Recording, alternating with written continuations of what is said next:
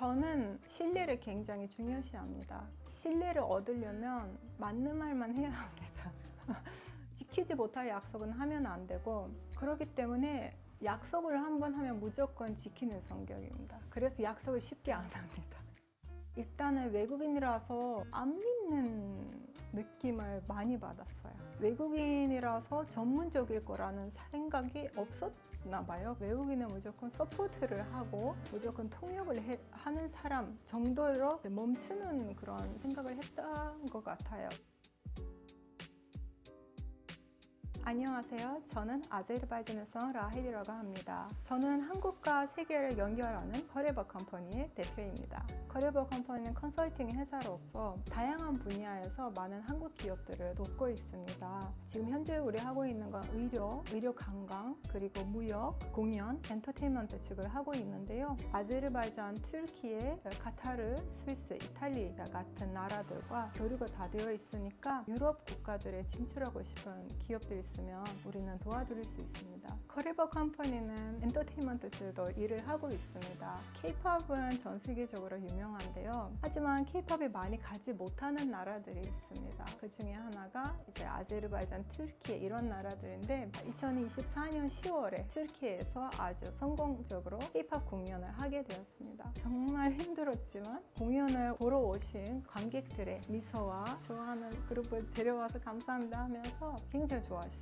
그거를 보고 잘했다는 생각이 들었습니다. 그래서 이제 향후 아제르바이잔, 카타르 등 공연을 더 늘릴 계획입니다. 다양한 분들이, 다양한 아티스트들을 데려가면 훨씬 더 좋을 것 같습니다.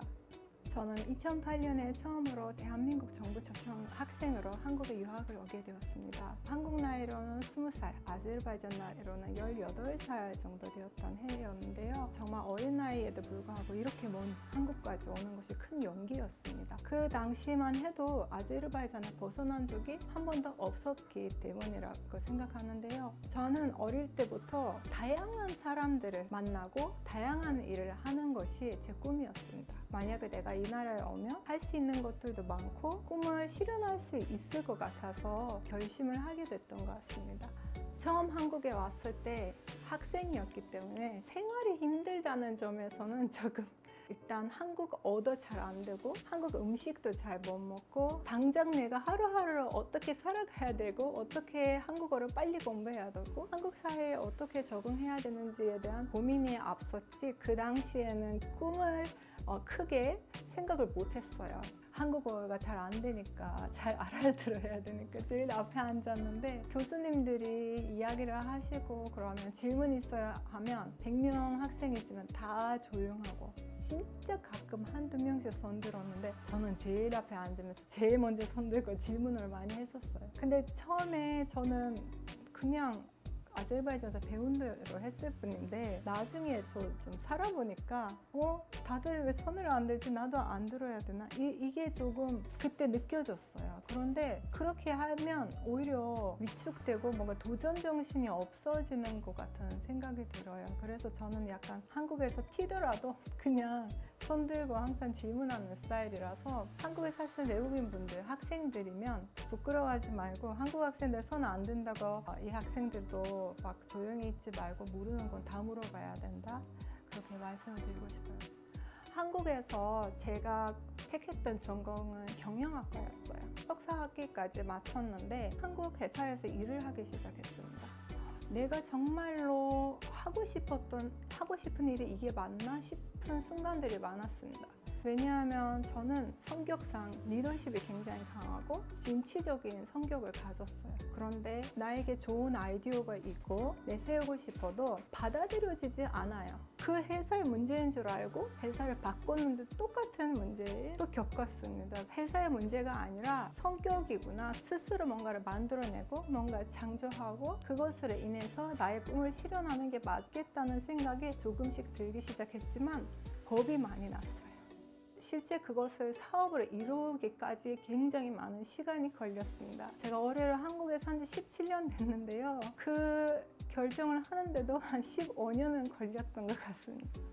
저는 한국에서 통역 번역가로 굉장히 오랫동안 일을 했습니다. 그때 만났던 정말 좋은 분들이 많았어요. 따로 연락이 오셔가지고 한국 기업들과 일을 하고 싶다고 연결해달라, 도와달라 이렇게 하시는 분들도 굉장히 많았어요. 그런 요청들이 단순히 일회성일 거라 생각하고 그냥 예 알겠습니다 하고 도와드리고 끝났는데, 어쩌면 생각을 다시 해보니까 계속해서 연락이 오기 때문에 조금 더 전문적으로 하려면 아예 회사를 설립하고 하는 것도 나쁘지 않겠다 생각이 조금씩 들기 시작했습니다. 사실 사업 초기에 진짜 시작해볼까 하는 그 단계에서 제일 힘들었던 점은 바로 만약에 새로운 거래처를 제가 발굴하러 가면 일단은 외국인이라서 안 믿는 느낌을 많이 받았어요. 외국인이라서 전문적일 거라는 생각이 없었나 봐요. 외국인은 무조건 서포트를 하고 무조건 통역을 하는 사람 정도로 멈추는 그런 생각을 했던 것 같아요. 저는 그것을 극복하기 위해서 더 강해져야 된다, 그 생각을 했던 것 같습니다. 나는 대충 해서는 안 되겠구나, 확실한 것들을 가지고 오지 않으면 사업을 할 수 없구나, 그 생각을 하게 되었고 일을 하기 시작하면서 길이 많이 열리기 시작했던 것 같습니다. 저는 신뢰를 굉장히 중요시합니다. 그렇기 때문에 약속을 한번 하면 무조건 지키는 성격입니다. 그래서 약속을 쉽게 안 합니다. 신뢰를 얻으려면 맞는 말만 해야 합니다. 지키지 못할 약속은 하면 안 되고, 거래처를 찾을 때도 그 거래처에 대한 신뢰가 확실해야 합니다. 무조건 하고 싶다고 해서 다 하면 안 되고 잘 걸을 수도 있어야 되고, 그렇기 때문에 같이 일해본 사람들이 그것을 하나를 믿고 또 연락이 오고 또 연락이 오는 것이 아닐까, 그 생각을 하게 됩니다. 저는 한국에 살면서 이것을 느꼈어요. 한국은 입소문이 정말 빨라요.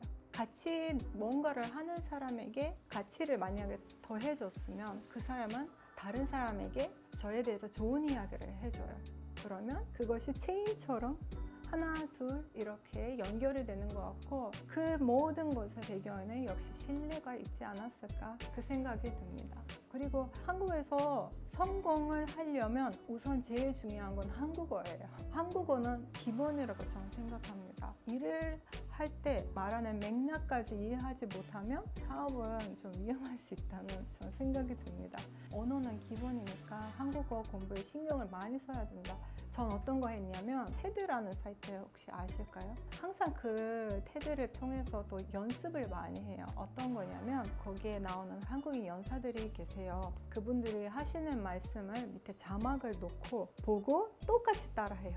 그분들의 발음이나 억양을 똑같이 따라하고 끊고 다시 듣고 따라하고, 이거를 수백 번 반복해요.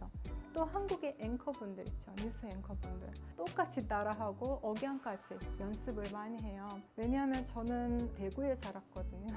대구 사투리를 쓰고 있더라고요. 외국인들 사투리를 써서 조금 신기하게 보시더라고요. 웃고 계시는 분들도 계시지만 저는 사업을 하니까 웃기는 사람 되면 안 된다고 생각해서, 앵커분들이 가장 완벽한 한국어를 하시니까 그분들의 말을 틀어놓고 보고 따라하고 이거 연습을 굉장히 많이 했습니다. 제가 서울시청에서 문화다양성 강사로 활동도 하고 있는데요. 한국의 노인들을 대상으로 강의를 하게 됩니다. 수업을 할 때마다 느끼는 건 이 노인분들이 정말 정이 많으세요. 군것구마랑 찐 계란을 들고 오셔서 강사님 많이 힘드시죠? 드셔보세요 하시는 분도 계시고, 수업 끝나고 한 분 한 분 악수하면서 정말 감사했다, 덕분에 많이 배웠다라고 하시는 분도 계셔서 역시 한국은 정의 나라구나. 그래서 한국에 살면서 그거 하나가 힘들 때도 저를 버티게 했던 것 같습니다. 아시다시피 제가 한국에서 다양한 활동을 하고 있습니다. 그런데 그 모든 활동의 중심에는 한 가지, 자세히 들여다보면 한 가지가 있어요. 가치를 더하는 것.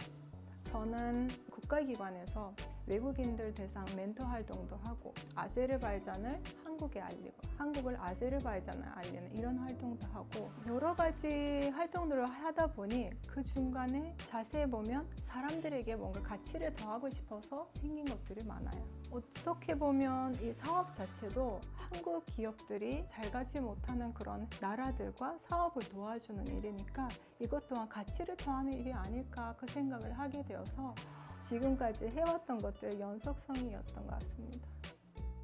저는 다름이 장점이면서 외국인 분들의 강점일 수 있다고 생각합니다. 그 다름을 두려워하지 마시고 자신의 곳으로 만들고 역발상해서 자신만의 브랜드를 만드는 걸 추천드립니다.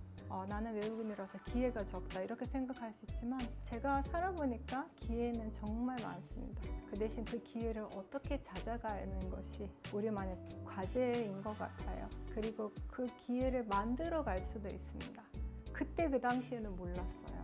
그때 그 힘든 순간에는 그 힘든 순간이 지금의 나를 만들고 있다는 것 자체를 내가 몰랐어요. 알았더라면 그렇게까지 괴롭진 않았을 것 같은데 지금 이 순간에 내가 이렇게 힘들어도 여러분들이 지금 이 순간에 이렇게 힘든 모습들이 미래의 여러분을 만들고 있으니까 너무 걱정하지 말라 그 얘기를 하고 싶어요. 그리고 그 순간들이 미래에 여러분을 더 빛나게 할 거니까 힘을 잃지 마시고 끝까지 포기하지 마세요. 이렇게 얘기할 거예요.